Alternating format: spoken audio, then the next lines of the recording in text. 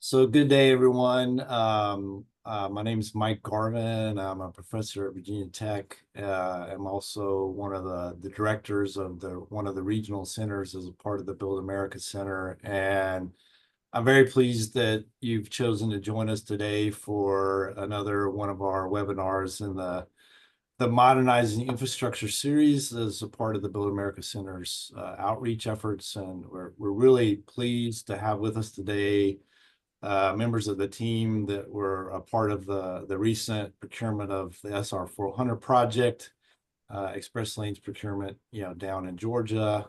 We've got Helen Pinkston Pope and Tim Matthews, both with GDOT, and then Noah Jolly with HNTB. And so I'm going to turn this over to them and we'll get this webinar underway. Great. Thank you, Mike. And thanks to the Build America Center for having us. This is a huge pleasure for us to chat with you all today about the SR 400 procurement. Obviously, very excited about the project and the outcome of that procurement and the broader program. And I think today, Helen and Tim will focus on the SR 400 project and the procurement side of that. Lots to come in Georgia, lots behind and in front of SR 400.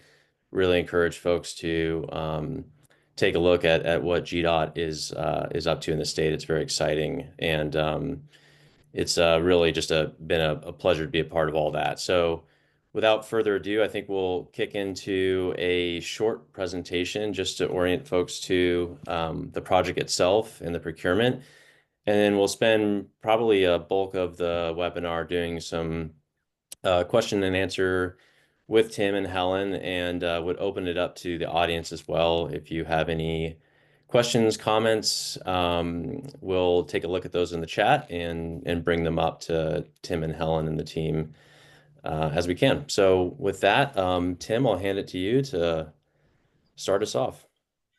Well, thanks, Noah, and thanks, Mike, and thanks to the Build America Center for hosting us. It was a pleasure to be able to talk about the success on 400.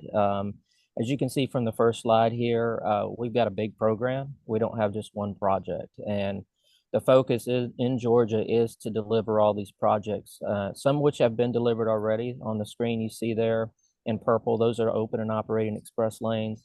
And then you see the network that we're currently working on in green, blue, and yellow. And then you see the pink there at the future projects out programmed in long range. So not a one-stop shop. We have a lot going on, and we're excited about what we're doing here in Georgia. And we're excited about things we're doing to the industry as far as, risk and other things that we think is changing, the P3 market in a good way. And we'll get into that as we move forward.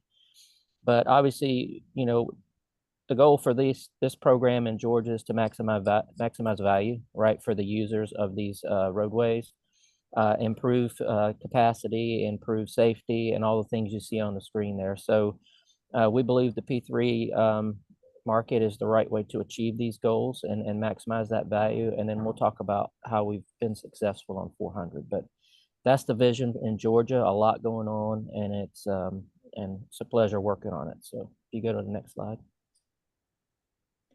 So as far as 400 is concerned, the limits of that project starts at the North Springs MARTA station, just north of 285 loop around Atlanta.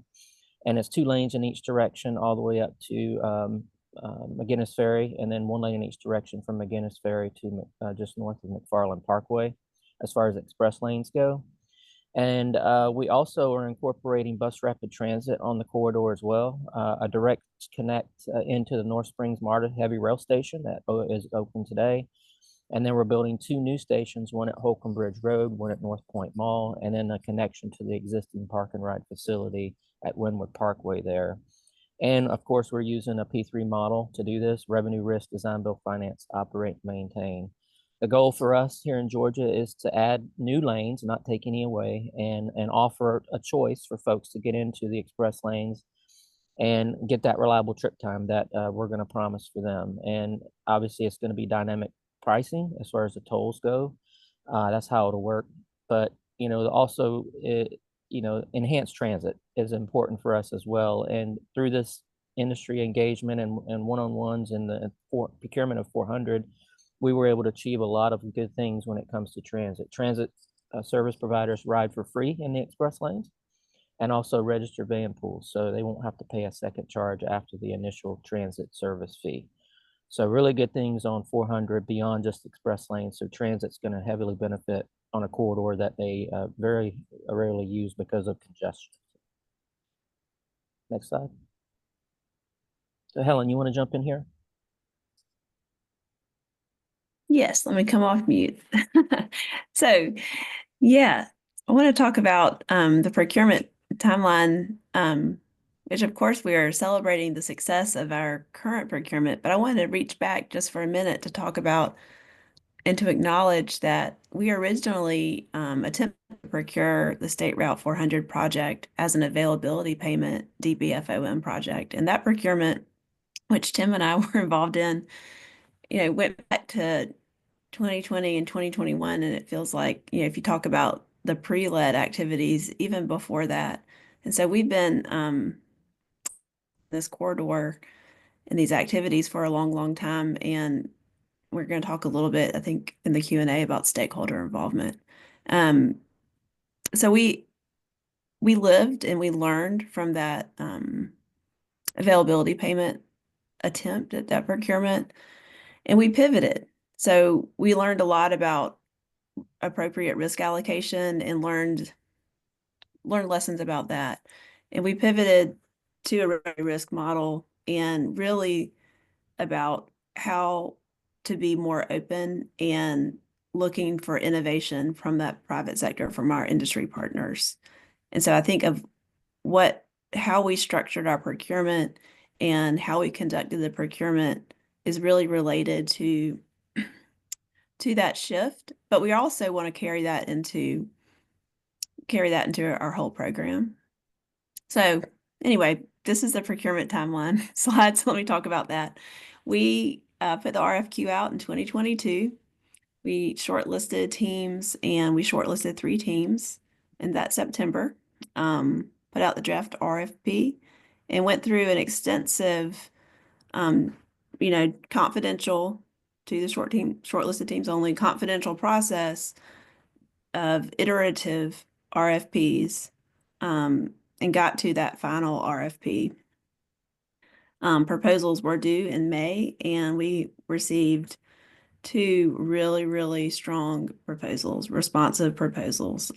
We could not, as a department and as a state, have been more pleased with the process and the strength of these proposals and the commitment of really the 3 teams, but really the 2 teams that submitted those responsive proposals that provided such great value to the state.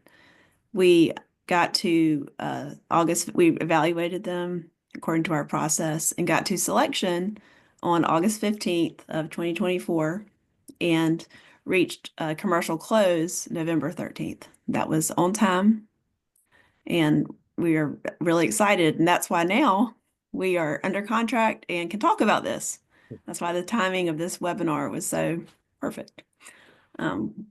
So that's the procurement timeline, and we'll get more into the details in just a minute of what all that involved. But first, I want to talk a little bit, if we go to the next slide, about what we think are some of the strategies that we would recommend to other state entities or other government entities looking at P3 that we would recommend.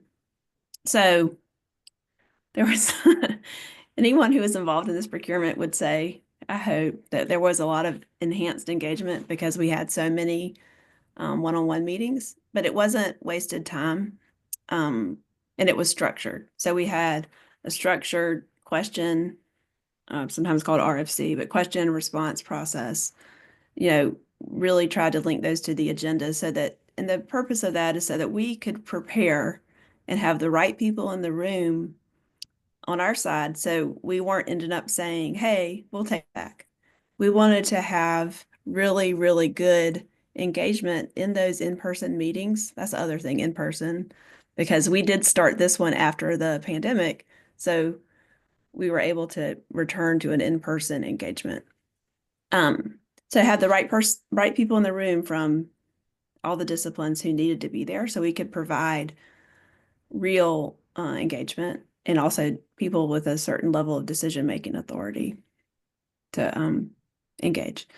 Also, we cannot ignore that we were more open to risk allocation, being more open to thinking about these things, to changing our mind, to say what we have done in the past maybe didn't work, and let's reconsider what's really appropriate for these risks that it's not black and white. It's not all one or all the other. How can we share what's appropriate? And that relates to the next one you see here, collaborative mindset. You know, really saying this is a P3, it's a public-private partnership. Let's start the partnership during the procurement. And I can't thank all of our advisors enough, because we, through the process, and I would say through the proposers' advisors also, and the proposers themselves, getting to a clarity of contractual terms. I mean, when you have really committed people on the other side and they work with us, we get to that clarity. We work through it and get to a more clear contract. And I think that's really important. And that's going to help. We're talking about success now in the procurement, but that leads to success in construction, and into operations. And all of that facilitates innovation. And we have to be, as a public owner, open to innovation, because that's for the benefit of all. So, next slide. Now, this is some of what we were talking about of the really intense procurement process. I mean, so some people might say it was long, but it was time well spent. I don't know, Tim, if you want to say anything about this. No, I think it's absolutely time well spent. And if you think about it, you may have a schedule that outlines 3 meetings, 3 meetings for technical, 3 meetings for financial, 3 meetings for tolling or what have you. But if we need more meetings, we're going to have more meetings, because we have to work together to get to a document that really gets the agreement that gets us to that partnership level that we're trying to reach, to your point. And it starts in procurement, because this is a long-term partnership that we have to agree on the outset. If we're having trouble, and we're not, coming to the table and talking, and more importantly, listening, which we'll get into some of the things we heard from the industry and some of the things we changed from a risk perspective. But take your time. If you need to stretch it out, it's okay. Obviously, we're eager to get the project going and get it under construction, but this is important. You can't overstate how important this process is, because that leads to that great relationship.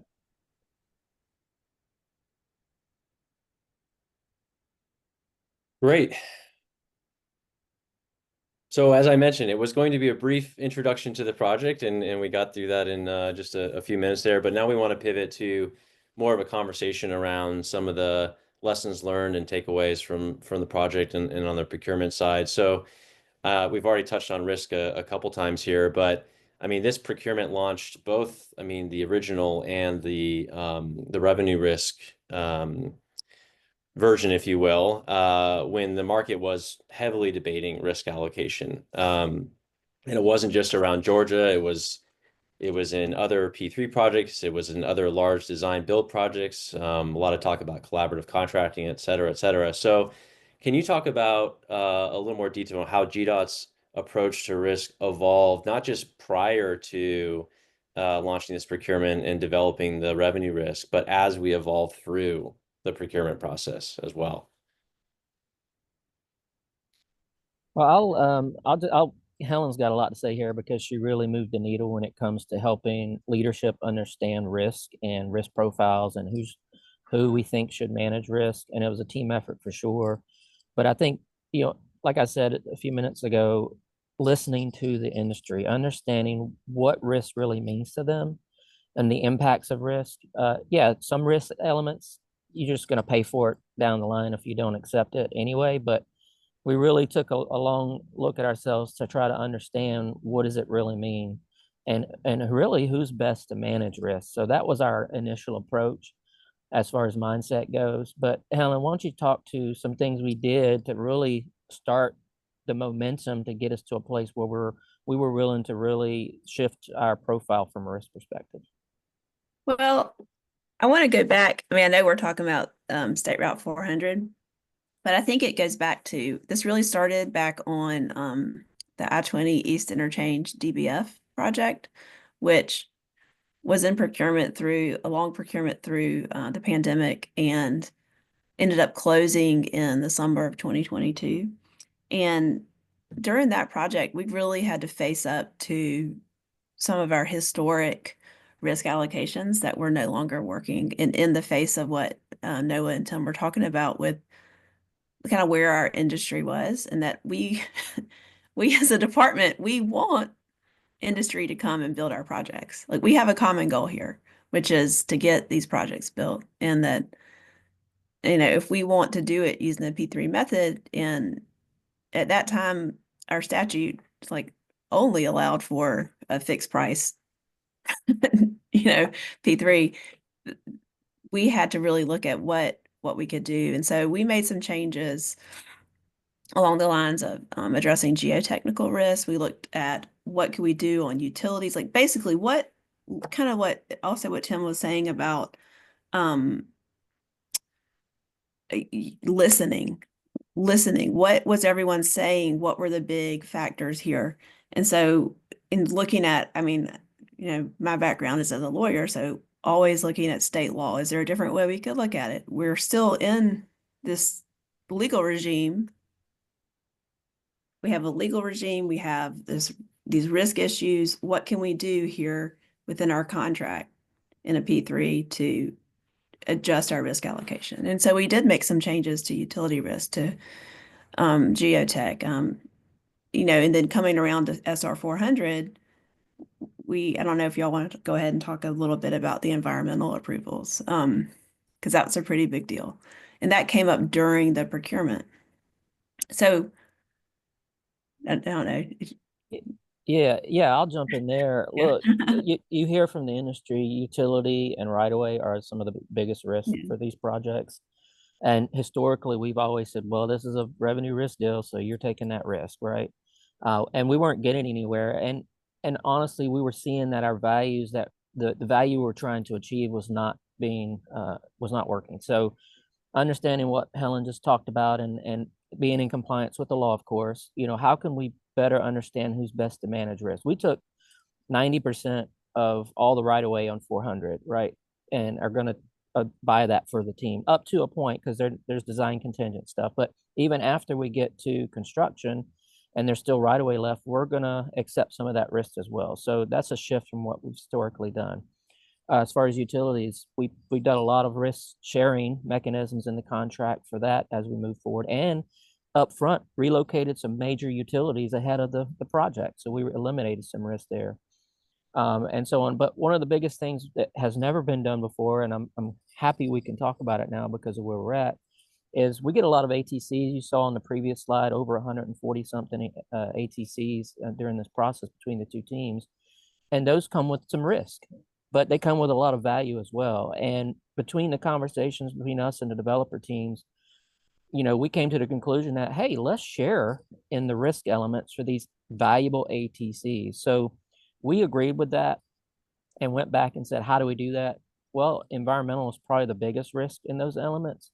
And we said, well, let's go ahead and give you some comfort in how we are going to view these ATCs from an environmental perspective. And then, you know, we'll go ahead and not officially sign off, but agree that this is the right ATC, and we're going to help you from a risk perspective environmentally. And if we don't succeed, once we submit it to FHWA for final approval, we will participate in that risk mitigation, whether it's cost, time, or what have you. So it was a game changer, honestly, when it comes to getting this value that the developers were offering, which is why this P3 model is so successful from an innovation perspective. So something never been done before, and I'm happy to say that we were pilots in that, and I think a really good, successful outcome. And I want to stress too that is something that I believe that us being willing to become that pilot is something that was born out of this collaboration during the procurement and our frequent one-on-one meetings where we were staffed, we were we came with an open mind, with a collaborative mindset, and listened. And we came in with a willingness that, and not just a willingness, but really a goal towards innovation, that we wanted the proposers to be innovative, right? We wanted, this is an express lanes deal, so we wanted more access points. Or if you look back at the project goals, that's what we wanted from the private sector, and we understood that would introduce some more risk.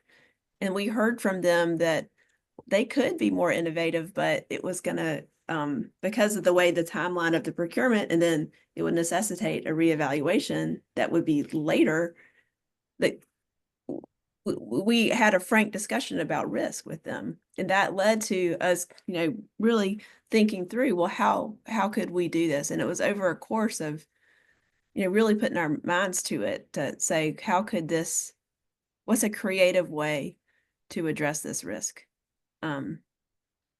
Yeah, Helen, I mean, I think it's a problem that the industry has been examining for a long time, and I think on reflection, all of us in the room, the bidders and the GDOT team and CERTA team and everyone, I think there was a real transparency about the concerns, right, about something like that, and so laying those out and being thoughtful about, look, this is the state's concern, how do we address your concern and sort of meet in that middle place, and really a cool process that came out of that. Speaking of processes, we spent a lot of time developing the scoring regime for this project, and touched on goals for the project and driving outcomes. But could we reflect a little bit on that? I mean, the process of setting up that scoring regime to drive certain behaviors, to incentivize certain outcomes, and whether we thought that was successful or not. Yeah, look, let me first say, our goal is to deliver this project, get it open to traffic so we can get users the benefits of reliable trip times. That's the goal. That's the outset, overall arching goal of this project. We weren't in it to try to make money, get the biggest concession payment. We even put up just under $1 billion in subsidy that is available for the developer who wins if they need it. So, that needs to be said outright. But we also had to think about other things that we wanted to achieve in this project. BRT was significantly important for us in this corridor, because that's what the region wanted. It's not what just GDOT wanted or CERTA wanted. The region wanted transit enhancements. So we set up a scoring regime that really, put a BRT to the top, not just BRT and transit for free in the express lanes, but hey, let's build some stations that I showed you on the screen earlier that do not exist today. So we were able to put some evaluation criteria in there that incentivize BRT from a scoring perspective, but also we're able to achieve a $26 million payment to MARTA to help enhance transit. So those are things that we, over and beyond the goal of just delivering the project, to achieve. And also workforce development was critical, and I think if you're delivering big projects across the nation, you understand there's not a lot of workforce out there if you got a lot going on. So we made it a huge effort to talk about and score workforce development such that, there's a plan when we bring these projects on board, and recognizing we got more to come after this. How do we build the community and the workforce so we can be prepared for this project and what's to come? So those are a few things that stood out to me that were very, very important. Obviously, there's financial scoring and there's technical scoring and all that stuff, but we had to look beyond those basics and said, how can we really achieve what we want to achieve for the whole, not just a few elements. So Helen, I don't know if you want to add anything else.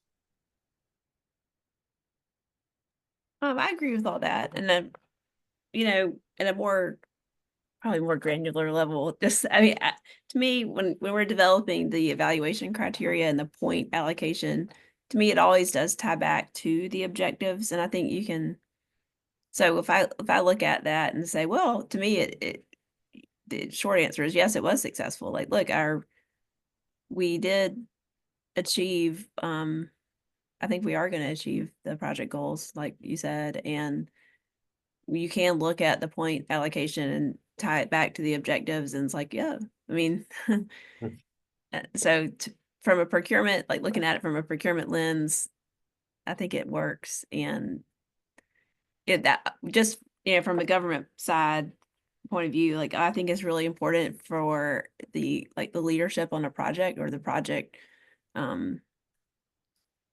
champions, to really be clear on the objectives from the outset.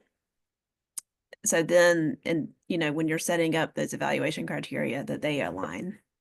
So at the end, you can say, okay, check, it's worked out. That's what you want. Absolutely. So, and appreciate people who are sharing some questions here in the chat. Maybe we'll go to one of those briefly here. So, one question was, can you talk about the decision to move from an availability payment to the revenue risk model? And I know Helen and Tim, I think the context around 285, the broader program, right, and the timing around that might be helpful. So. Yeah. Well, obviously it's a huge leadership, decision to move from an AP deal to a revenue risk model.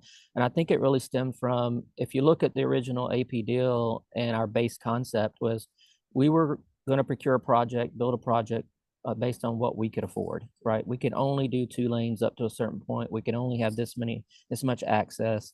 And we only have this much money to pay back over a 30-year period. Just like if you're buying a home, right? You buy what you can afford over that loan term. So thinking about that, going through the first round of procurement, seeing the outcome, and then really taking a step back and saying, what we're really trying to do more here. What other options are available for us to do that? And then reaching out to our advisors, understanding the market more so than we ever have in the past, and looking at other states. We've done a lot of outreach to other states to understand the deals they've done, the success stories they've done. Texas, Virginia, are huge in the P3 space and have a lot of history and success in that. Taking all that information and saying, maybe let's look at a revenue risk model and see what that looks like for us, and are our projects right for that model. You have to make that assessment too. You can't just jump into it and hope it works. So we did a lot of work after that first procurement, and probably, I don't know how long it was, maybe 6 months or so, to really understand before we made that final decision. And leadership did that, and it was a bold decision, but really, I think we're able to get a lot more. And I'm not talking about concession payment. I'm talking about just more scope, more BRT, more access in these projects, more, safety, workforce development, et cetera, et cetera. So I think that shift to that model, and that's really why we went to that model. And to your point, no, you said it, we have a broader program, that we think is the right model to deliver that program. So that's really the backstory behind why we shifted, and obviously you can see the outcome. Absolutely. So maybe we'll talk just a little bit about the stakeholder engagement. I think that's a nice pivot, right? So a long timeline for this project, for the program generally.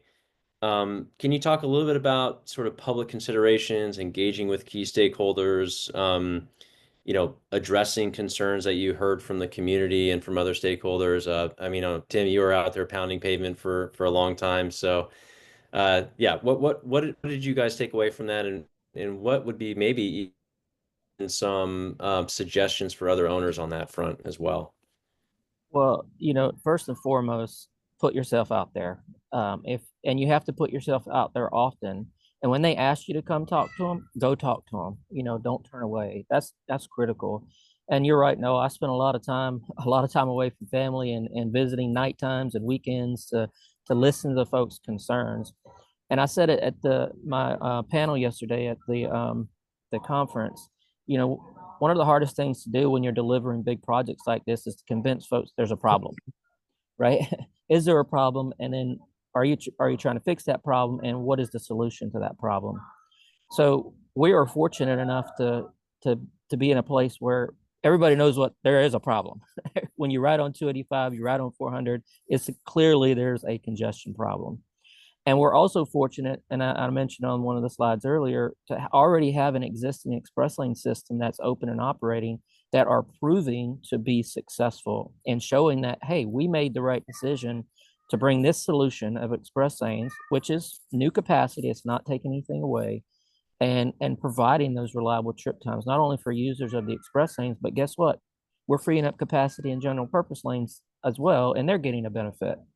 And then there's transit on top of that. People like transit and they want more of it. And there's currently service providers who cannot go on 285 because it's too congested, and 400. And now they're going to be able to expand service, offer new lines for folks. So, but having that information and education to the public, stakeholder meetings, as many as it takes. I know all the cities, mayors and councils and the communities along 285 and 400, and that's just what it takes.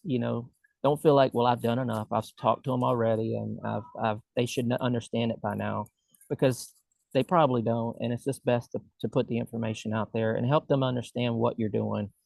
And so, and just be open and transparent. Helen, you mentioned that earlier. If you want to gain trust, you can't be hiding anything. So that was critical, and I think that was very successful. And look, they're telling us, when can you bring more? When can you get started on some more? So still more work to do. We're already going out. We're out there this week doing public involvement, even still. So it's critical to the success of a project early on, and then through the process as well. Helen, you want to add anything? Well, I mean, that's true. It does get a little bit tricky during the procurement because you have to only talk about what's public already and not the confidential procurement information. And that's something that I think is important. We want to assure our industry partners that we're not going to share their confidential information at a time we cannot. But if say an ATC does affect somebody like that, we will get like a non-disclosure agreement in place so that we can, if an approval is required with one of those stakeholders, we coordinate that in a way to protect their confidential information, because we don't want to surprise one of those entities that Tim's been out there, or our GDOT's been out there building a good relationship with. So it's really important. The general public information, the specific coordination, it's all really important. And now that the project's been awarded, that has to continue. So I think just that's beyond a procurement thing, but just in general for our industry. Yeah, and I'll add also, we work with the cities because as we replace bridges, are going to replace bridges on these roadways because of the express lanes. They said, hey, we'd like to have a sidewalk or a multi-use path or some decorative features on these overpasses. And we said, sure, if you're willing to pay for those aesthetic features, we are more than happy to include it in our project. So it was a relationship that we were established with the cities and counties. And also MARTA, of course, with BRT. We couldn't have done, what we've done with BRT without MARTA, because that's their infrastructure and so on. So it's important, to engage and collaborate and help each other, because that goes a long ways also in gaining that trust and support.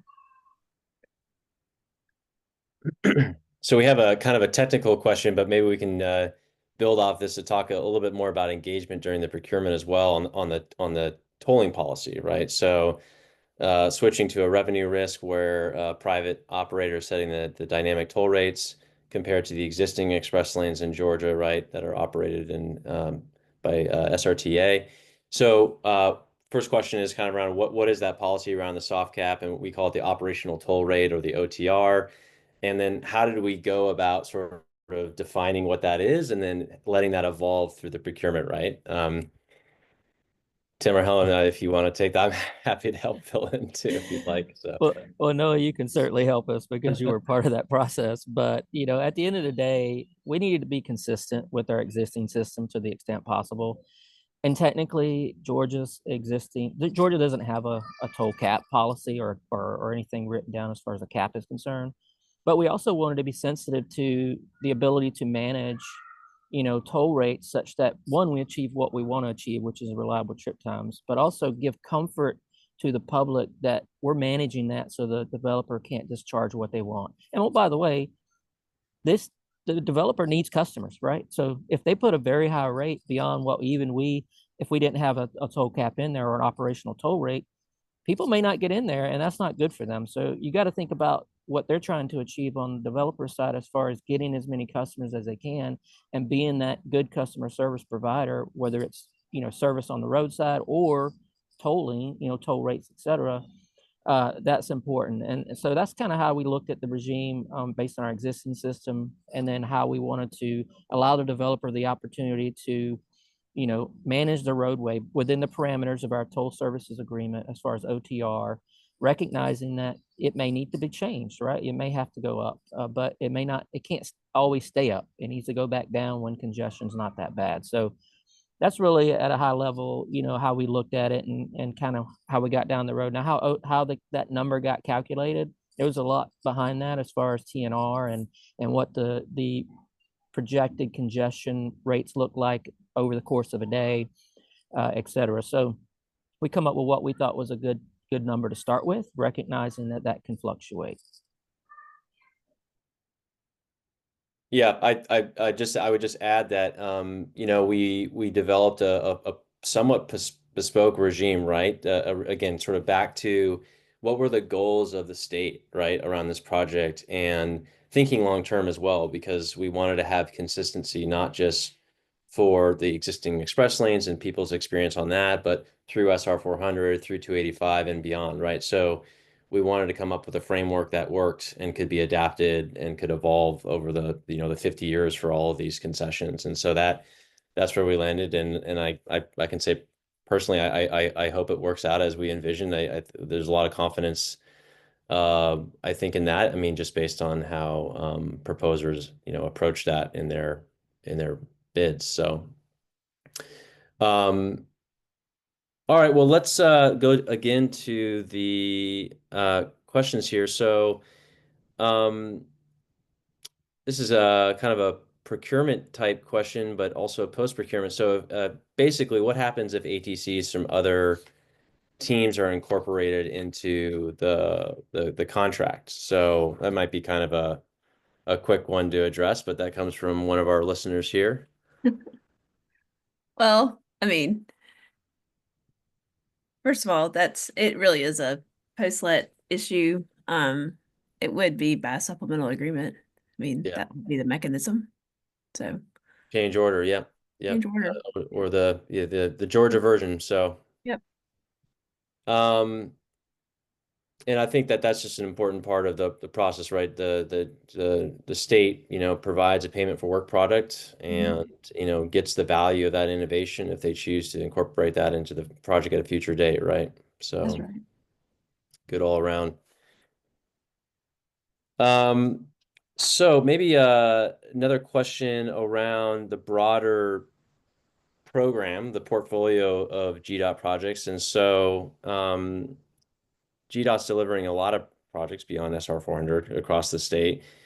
What would you say, Helen, you would take from this procurement, and how has that started to influence other procurements within the broader portfolio? And I know you're not involved in every single project, but what's your impression of that? And also Well, noting that there's some collaborative contracts that are out there as well in the state. So, well, yeah. First, I mean, I would say our approach to risk allocation is something that we're definitely certainly looking at. I mean, that will carry over, I think, to our other similar projects.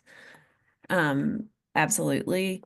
And even, it makes the success we've had with that,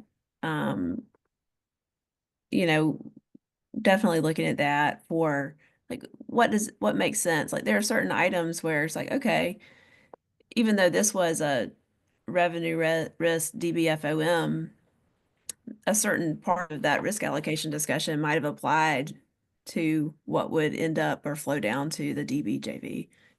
Like, so how, with that in mind, how should we be looking at it for our other forms of contracts in our design, in our P3 division, right? I mean, or our other procurements. So we're definitely thinking about these things.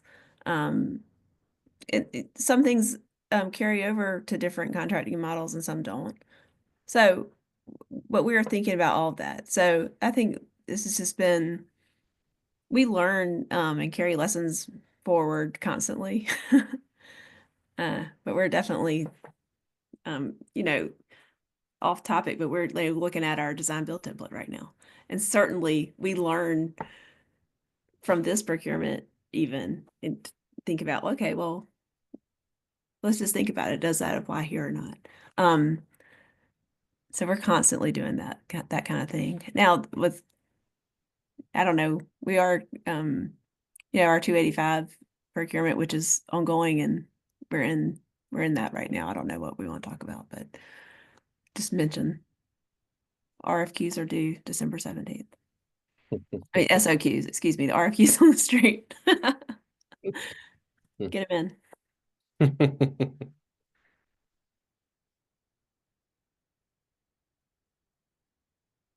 What else? Okay. Yeah, sorry. All right, great. So, I mean, Helen, you mentioned post-let, and this is kind of more about how GDOT approaches projects generally. So we reached for commercial close on SR 400 in November. The project is now maturing into what will be early works and then financial close next year. Can you talk a little bit about how how GDOT sort of passes a project through procurement into delivery, and then also, I mean, there's going to be some iteration, right? I mean, we developed a very interesting, progressive contract for SR 400. Obviously, we'll want to track its success, right? So talk a little bit about how GDOT organizes around that. Well, I want to just reassure the industry that we are still an active owner. And so like Tim and I are still at the department. We have been involved from, well, throughout this procurement, obviously, and then through commercial close. But we are we have a post-let team, and with strong representatives from the department, and that post-let team is standing this project up along with the Peach Partners, the State Route 400 Peach Partners, the developer who's, now our official developer, not just the apparent successful proposer. And that's going really well. So our GDOT team is here. Like in my role, I am here to still advise in the post-let space. So we're not going anywhere. Tim's still here. He's our assistant P3 division director. So we want to assure the industry that, like, just because, like, the people that you see in one-on-ones, we are still around. And we have people that focus on post-let who are strong owners as well. So we're here to be the partners to our private sector partner, right? But that's sort of how that works. That we have this overlap during the stand-up period, and we don't fall away. We're still here, So that's happening, and we understand that they're in the temporary office is set up, and they're co-locating, and it's going great. I haven't been out there yet, but I've been talking to them. Yeah, I think that's spot on, Helen. And to be honest with you, not in a, direct, forceful way, but we always used to throw it over the fence and say, you guys have it now. And I think our approach to all of our projects, not just the big stuff, is to have that transition period between the pre-let and post-let side so that we could take all that procurement knowledge and relationship knowledge and sharing that we did during procurement with the team, into the post-let space and help them through that initial process. And you mentioned it earlier, no, we've never done early works before, because there's a gap. There's a period of time between commercial close and financial close. It could be short if it's depending on the project, but it could be long. That's wasted time if we're not able to do stuff. So we introduced a concept to bring early works, not construction necessarily, but a lot of design work and utility stuff as far as coordination and things like that. So we believe that we were able to be successful in maximizing the things that we can get done within gaps that usually exist before you can really get started on a project. So but that collaboration between pre and post is there, and we think it's working well. Great. Back to the audience here. So first a compliment. GDOT's truly set this project up for a great result. All the effort there. So question is how best to spread the gospel, so to speak. Your experience working on the procurement, both internally within the team, but also the outcome of the procurement itself.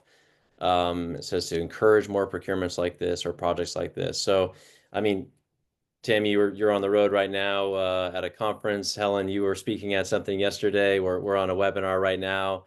Seems to be a big part of it, but maybe speak a little bit more about what your broader team, your leadership are out there doing to share lessons learned.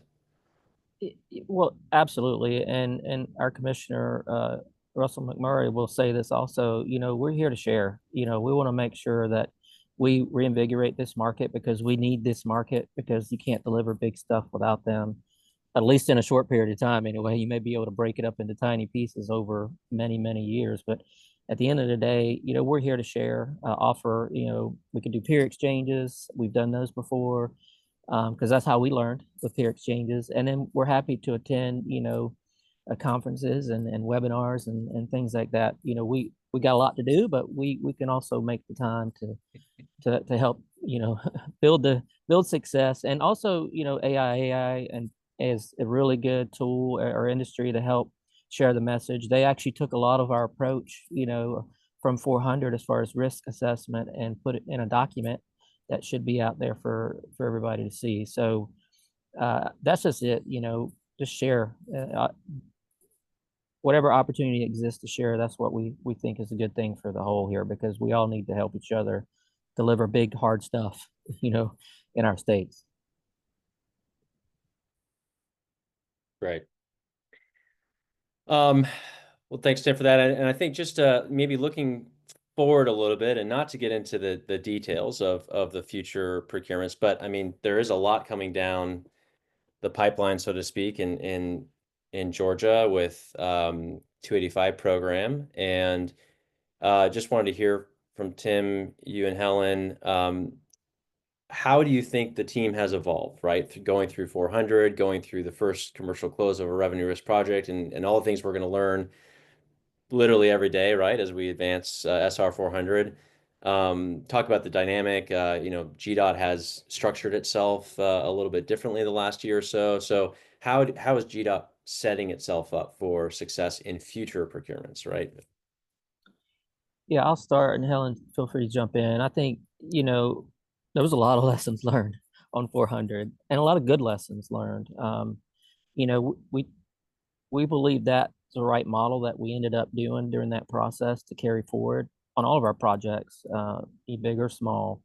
And that's what our plan is for, the 285 project as well. And it's recognizing, you have a short period of time to get this done. And yes, you need to take the time to get it done, but you still have a short period of time, and making sure that you have the right resources available in one-on-ones, make sure you have the right resources in the department, make sure you got the right advisors, whether it's legal, technical, financial, to help you through this process. I heard that a lot this week here in DC for this conference I'm in, is advisors are critical. Developer teams want to make sure they got the state DOTs have good advisors to help get through this process. But we also in the department feel that we want to get the experience too, because we got a lot to deliver, right? We rely on advisors, but we're the owner and we're the decision makers. So we want to make sure that we get, that knowledge and expertise transferred from our advisors onto us, and put people in position so that we can make decisions, on our side, and understand what the consequences are behind those decisions,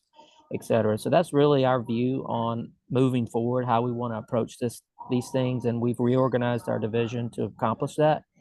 Bringing Helen over from the legal office was one of those things that we changed, and it's a great thing because we were in every meeting together anyway, so you might as well put us in the same office. So those are the things that I think stand out that really we took from 400 process and setting ourselves up for success in the future. So Helen, you have anything? I mean, I think that's all you really covered all that. I mean, well, can I answer the question I want to answer like a politician? Of course. Not a politician, but I just want to say that 285 is really different and exciting because of the hybrid nature of the procurement. And, we are, it includes a phase one with a which will be an agreement really similar to SR 400 plus a comprehensive development agreement. And so I'm just really excited about all those changes that Tim talked about and what we have learned from the past. And I think that just puts us in really good stead to do something new again. Like I feel like we're constantly doing something new, but with our strong team in place, we are prepared to do it and once again be open to doing something new. And I think that's just makes it exciting to work at Georgia DOT and there you go. Makes it exciting to work for Georgia DOT as well. So, all right. Well, look, I think that kind of brings us to the end of our questions from the audience as well. I appreciate those who put those into the chat. I think Tim or Helen, anything else you want to share as we wrap things up here? To say thank you all for having us. It is really after a long procurement and a long really two procurements for this project. It's really fun to be able to talk about it now that we've reached commercial close, and we have learned so much from so many people along the way, and we'll keep learning. But we benefit from these conversations, and we hope you did too. Yeah, absolutely. Thanks for having us. As I said earlier, if we can attend something to help, we'll do that. And it's a pleasure to be able to share a success and even some failures. We'll share those too because we all want to learn from those things, and hopefully we could all be successful because that's the goal, is to try to deliver the best transportation system we can for our states and communities, et cetera. So thanks again for having us, and it's a pleasure. Great. Well, Mike? Well, Noah, want to thank you, Tim and Helen, again for joining us today, and in this webinar. I think it's been a really good exchange of information, your experience on this procurement and things that are coming down the pike in Georgia, and so look forward to seeing how those procurements pan out. As for the next in the series of webinars, we will have another webinar in January. The topic for that webinar has not been identified as yet, but just kind of be on the lookout for that. Probably late January, we'll have another one of these webinars in this Build America series. So again, thanks to everybody who's attended. Thanks to our panelists. Hope everybody has a happy holiday season, and we'll see you in January.